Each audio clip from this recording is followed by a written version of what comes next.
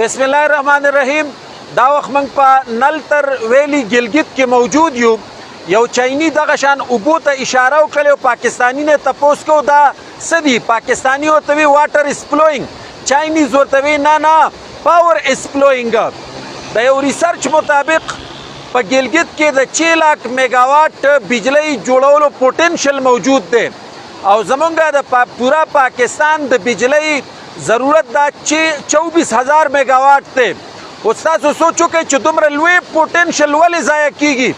ځکه ضایع کیږي چې زمونږ اسټابلیشمنټ او زمونږ ادارو د دې ضرورت نه دی محسوس کړی.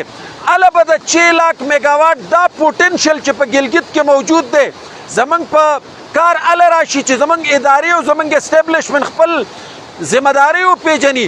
زمونږ اسټابلیشمنټ او زمونږ ادارو ته په ملک کې د اپریشنونو فرصت میلاو شي، په ملک کې د پولیټیکل انوالومنټ نه فرصت میلاو شي، په ملک کې ورته د سیاسي سازشي سیاست نه فرصت میلاو شي، په ملک کې ورته د کرپشن نه فرصت میلاو شي، په ملک کې ورته د ملک د جمهوري ادارو د کمزوري کولو نه فرصت میلاو شي، په ملک کې ورته د آی پی پیز نه د کمیشن د اغستو نه رخصت میلاو شي او ورسره د خپلو بچو په ځای د ملک او د قوم د بچو د مستقبل د جوړولو فکر او سوچ پیدا شي.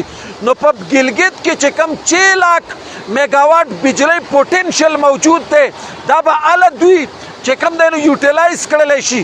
لہذا تاسو وګورئ زمونږ دې ملک ته چې دلته څومره ارزانه او د سسته بجلی جوړولو مواقع او اپرچونیټیز دي.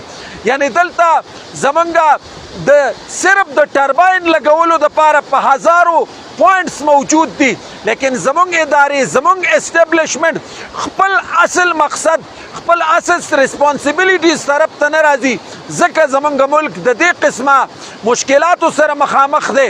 لہذا که دا 6 लाख میگاواټ پوتنشل دا په کار راوستی شو نو پاکستان به د ځان غونته کې 10 ممالکو له د بجلی ورکولو قابل شي. ډیره مننه، شکریه.